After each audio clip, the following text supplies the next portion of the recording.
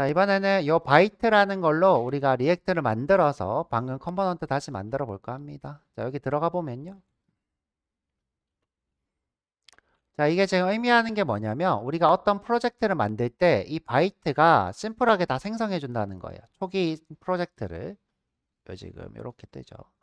그 다음에 이제 우리가 어떤 세팅을 해 놓으면 그거를 바로 개발자 모드로 오류나 또는 뭐 컴파일 같은 것들을 바로바로 해준다. 요거 이제 바이트가 될 거고요. 그러니까 노드 npm 위에서 이 바이트가 또다시 이제 본인들이 필요한 내 프로젝트에 필요한 라이브러리나 또는 배포 개발 뭐 컴파일 도구 같은 것들을 얘가 실행을 해주는 친구라 보면 되고요. 지금 현재는 이제 리액트를 새로 고침을 해줄 거예요. 우리가 이제 코드 쓰면 새로 고침해주고 컴파일 해주고 오류 내역 띄워주고 그런 용도로 쓰입니다. 자, 지금 보면 쓰는 법이 되게 쉬운데요. 이렇게 npm create byte latest 이렇게 쓰면 됩니다. latest. 그럼 이제 리액트 어플리케이션 만드는 설정 창이 이렇게 떠서 우리가 만들 수 있고요. 리액트만 만들 수 있는 게 아니라 우리가 이제 고급 자바스크립트 기술들은 다 이 바이트로 만드실 수 있어요. 그냥 일반적인 자바스크립트 어플도 만들 수 있고요. 그러면 npm create byte latest 자, 이렇게 되겠죠. 내가 쓰기 귀찮으신 분은 이거 복사하시면 되겠죠. 복사. 그러면 이제 뭐 여러 가지 설명들이 있어야죠. 이런 것들 만드는 거 도와준다 되어 있고요. 자, 한번 써보죠, 그렇죠? 자,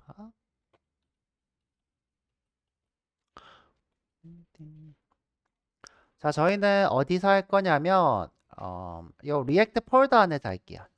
리액트 폴더.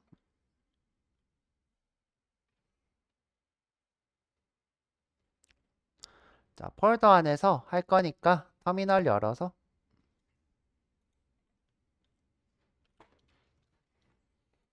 자, 새 터미널 열게요. 이렇게. 터미널 새 거 열게요. 이렇게. 자, 여기서 아까 바이트에서 요 복사한 거, 자, 아니면 이제 쓰셔도 되고요. 어떻게? npm create라고 하는 명령어가 있네요. 바이트로 프로젝트를 만들겠다 이런 거예요. 근데 이제 죄송한데 제가 이제 질문 받고 와서 여기서 안 하고요.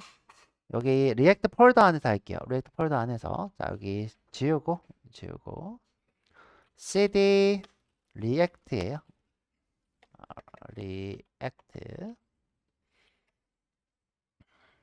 자 여기서 할 거예요. 자 여기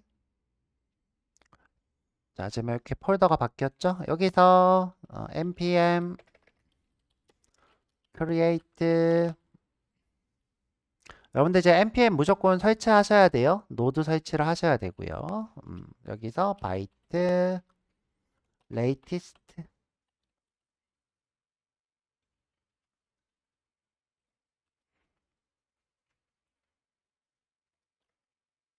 자 엔터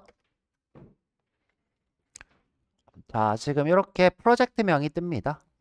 프로젝트명 자 저처럼 바로 안 넘어가고 뭐 업데이트 관련돼서 옵션 뜨는 것 같아요. 그럼 Y 하시고 넘어가면 되고요. Y 요거 따라라는 게 아니라 요거 따라 쓰시면 되죠. 요거. 자 그러면 이제 프로젝트를 만들 건데요. 폴더가 만들어져요. 폴더명은 우리가 이제 EX로 계속 하고 있으니까 EX02로 하죠. EX02 바이트 리액트로 하죠. 바이트 리액트.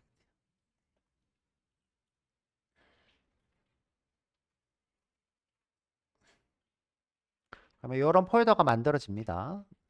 엔터. 자, 이렇게 쓰고 엔터. 자, 지금 보면 여러 가지 자바스크립트로 된 그 라이브러리들이 보이고 있고요. 라이브러리. 자, 메뉴에 있는 건 그냥 일반 프로젝트가 될 거고요. 일반 프로젝트. 그다음 뷰라고 하는 리액트랑 유사한 라이브러리가 있고요.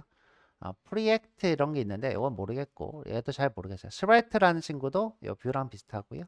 여러 가지들이 있죠. 앵귤러, 스발트, 그다음 뷰 이렇게 리액트랑 비슷한 친구라 보면 되고요. 자, 우리 이제 리액트로 만들 거니까 자, 리액트 가서 이렇게 방향 이동하면 이렇게 이동이 됩니다. 자, 리액트에서 엔터. 자, 리액트가 종류가 많아요. 이렇게 많습니다. 자, 이런 것들을 이제 생성해주는 도구가 바이트인 거예요. 자, 메뉴에 있는 건 뭘까요? 그렇죠. 타입스크립트를 컴파일 해주는 거죠. 되게 편하겠죠. 그 다음에 이제 이런 게 있는 게 있어요. 이게 뭐냐면 이게 리액트가 여러분들이 아직 설명하면 잘 모르는 부분들이 있는데 간단하게 설명을 하면 이제 우리가 컴포넌트를 나중에 이제 유저 스테이트라는 걸 이용해서 리렌더링을 해줍니다. 리렌더링 하는 건 새로 고침이에요. 내가 뭐 예를 들어 뭐 여기에 이제 뭐 내가 다크 모드를 바꾸겠다. 그러면 요 안에 있는 자식들을 다 다크한 색깔로 리렌더링을 쭈르륵 해주는 거죠. 쭈르륵. 자, 그런데 이제 기본적으로 이렇게 어떤 상태가 바뀌면 리렌더링을 해주는 것이 리액트의 최종 그 현상인데, 리렌더링의 단점이 뭐냐면 이 안에 렌더링이 안 되고 저장이 돼 있으면 좋겠는 게 있어요. 그러니까 새로 만들 필요 없이 미리 저장해 놓고 썼으면 좋겠는 것들이 있는데, 자, 이런 것들을 우리가 관리하기가 좀 힘든 단점이 있어요. 리액트의 단점은 뭐다? 어떤 상태가 바뀌면 다 같이 바뀌는 게 장점인데, 단점은 다 같이 바뀌기 때문에 내가 안 바뀌었으면 하는 것도 바뀌는 게 단점이더라. 자, 이때 우리가 보통 쓰는 게 뭐냐면 use memo, use callback이라는 걸 이용해서 안 바뀌는 것들을 미리 저장해 놓는 방법이 있어요. use memo, use callback이라는 방법으로 미리 저장해 놓은 방법이 있는데, 요 리액트 컴파일러를 쓰게 되면 여러분들이 좀 쓰지 않아도 자동으로 얘는 새로 고침할 필요 없을 것 같은데 하고 파악하고 안 해준대요. 새로 고침을. 자, 이거 근데 나중에 고급 개발할 때 필요한 내용이고, 나중에 이제 컨텍스트라 메모를 배울 때 할 내용이니까 우리는 요거 안 할 거고요. 근데 실제로 개발하실 때 요거 하는 게 편해요. 요거 하는 게 편하니까 여러분들 개발하실 때는 요거 하시면 좋을 것 같고요. 요거. 자, 그래서 지금 보면 크게 이렇게 두 가지 버전이 있는 거예요. 지금 보시면 타입스크립트로 된 것, 그 다음에 컴파일러가 우리가 렌더링 안 되는 것을 미리 기억해 주는 것, 이렇게 두 가지 버전이 있는 거고요. 우리는 타입스크립트로 안 할게요. 왜냐하면 요거 하면 속도가 너무 느리고 오류도 많이 뜨기 때문에 여러분들이 한번 해보시면 좋을 것 같고, 우리는 리액트 자바스크립트로 된 버전 할 거고요. 네, 여러분들 개발하실 때는 이 친구를 쓰는 게 편한데 우리는 이제 수업에서 요거 없이 해야 되는 부분이 있어서 요거가 없어야지 이제 아까 얘기했던 유즈 컨텍스트랑 유즈 메모라는 걸 배울 수 있어서 요걸 이제 빼고 할 거예요. 빼고. 그래서 요거 세 번째 거. 그럼 나머지들은 뭐냐? 나머지. 자, 요 친구는 내가 라이브러리로 리액트에 포함시킬 수 있어요. 지금 얘가 필요가 없어. 그러니까 처음부터 만들 필요 없이 내가 나중에 포함시킨 게 더 편해요. 그래서 얘는 빼는 게 낫고요. 그다음에 텐스택도 마찬가지. 요거는 이제 우리가 패치를 해주는, 그러니까 데이터베이스를 조회하는 친구를 캐싱이라는 기술로 저장해 놓는 친구예요. 이게 뭐냐면 내가 이제 이 친구들이 데이터베이스에서 조회된 내역이야. 근데 내가 화면을 고칠 때마다 매번 똑같은 내용이 조회가 되면 그건 좀 그러니까 우리가 한 30초에서 1분 정도는 기존의 내용을 저장해 놓고 있다가 메모리에 그 친구를 출력하도록 하는 거예요. 우리가 데이터베이스에 계속 조회를 하면 그것 또한 비용이기 때문에, 자, 그래서 요런 10 스택 같은 것들을 쓰게 되면 데이터 비용을 좀 줄일 수 있어요. 이런 거. 그다음에 뭐 레드우드는 잘 안 쓰고요. 바이크 이런 것도 잘 안 쓰니까 모르셔도 상관없고, 여러 가지 라이브러리들이 있는데 크게 요거 두 개를 보면 되고요.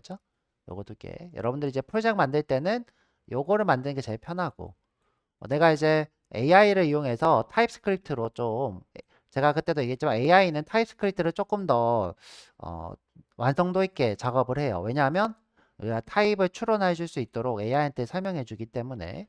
근데 내가 이제 그런 거 없이 빨리빨리 개발하고 싶다 그러면 요거, 아니야 난 AI랑 좀 합을 잘 맞추고 싶어 그러면 요거 이렇게 쓰시면 될 것 같아요. 근데 저희는 이제 요걸로 할 거고요. 어, 수업이니까. 자, 그래서 세 번째 거 엔터.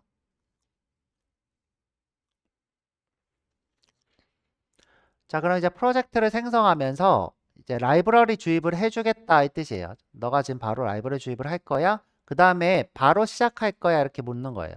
내가 바로 시작시켜 줄게 이 뜻이에요. 생성하고 바로 시작해 줄게. 노 하면 만들기만 하고 내가 npm을 설치하고 스타트도 해야 돼요. 그냥 yes 할게요. 그렇죠? 심플하게 yes. 그럼 이렇게 프로젝트가 만들어져요. 그럼 여기에 폴더가 하나 생길 거예요. 이렇게 생겼죠? 지금 보면 이렇게 시작했다 이렇게 돼 있어요.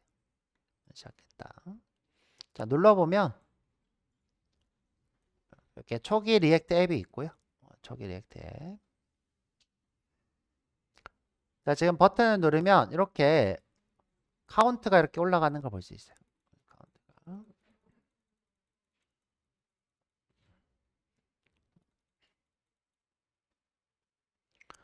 자, 코드는 지금 여기 열어서 보면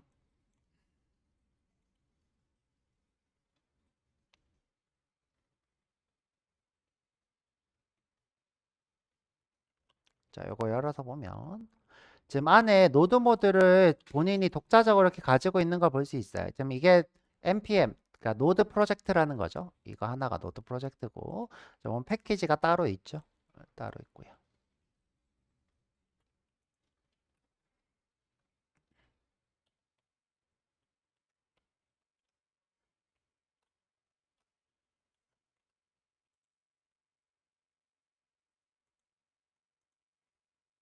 자, 이렇게 따로 있고, 지금 현재 요 출력되고 있는 페이지는 요 index HTML이에요.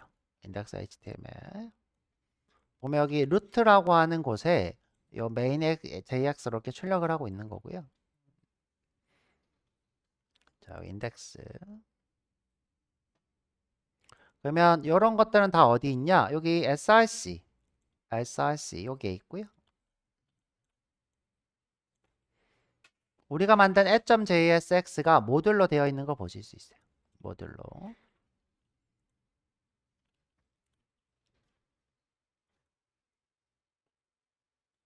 자, 여기 main JSX 들어가 보면 이제 우리가 썼던 코드랑 똑같이 create root 이렇게 돼 있죠? create root render. 우리가 이런 거 언제 썼죠? 자, 우리 수업에 들어가 보면 이렇게 create root 하고 이렇게 render 이렇게 돼 있죠? 우리 이렇게 했어요. create root render. 자, 메인 가보면 이렇게 있고요. 메인은 여러분들이 어떤 설정 같은 것들을 할 때 건드리게 되고 일반적으로 여러분들이 컴포넌트 개발할 때는 잘 쓰지 않고요. 설정 같은 것들을 하게 될 때 하게 되고요. 그러면 이게 앱이 출력이 되고 있죠. 요 스트링 모드는 개발자 모드, 엄격 모드 이렇게 생각하면 되나? 개발자 모드라서요. 여러분들 이제 요걸 해놓으면 오류 같은 것들을 여기서 확인을 해줘요. 오류 같은 거. 요걸 이제 지우면 오류 같은 거 확인을 잘 못하고요. 오류 확인을 잘 해줍니다. 이 오류 확인 때문에 앱이 2번 실행되는 경향이 있어요. 우리가 이제 개발하기 위한 모드라고 생각하시면 돼요. 개발하기 위한 모드. 앱이 2번 실행이 되더라. 이거 때문에. 그럼 이제 실제로 이 앱입니다. 이 앱을 들어가 보면 앱은 이제 여기 있어요. 여기. 자, 지금 화면에 출력되고 있는 이 친구들이 여기 앱에 있는 이 친구들이에요. 친구들. 자, 우리는 이거를 다 지우고 시작을 할 거거든요. 다 지우고. 자, 이렇게. 자, 다 지우면 이렇게 없어지죠? 자, 여기서부터 시작을 해볼 거예요.